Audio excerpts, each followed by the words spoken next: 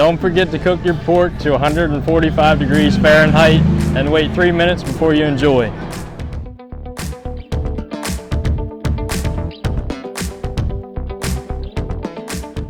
America's pork farmers are dedicated to bringing safe and nutritious pork to your place.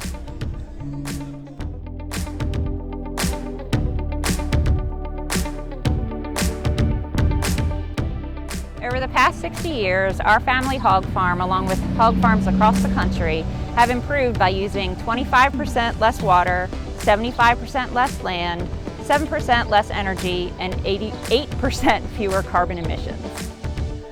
As a pig farmer and a mom, I want you to know that I share the same values with today's consumers. Keeping our pigs healthy and producing safe food are top priorities for me.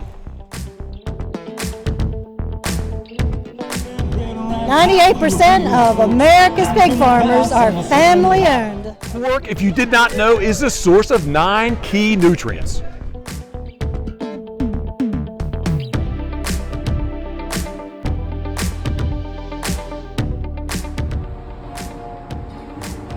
And eat more pork, the tasty Lord!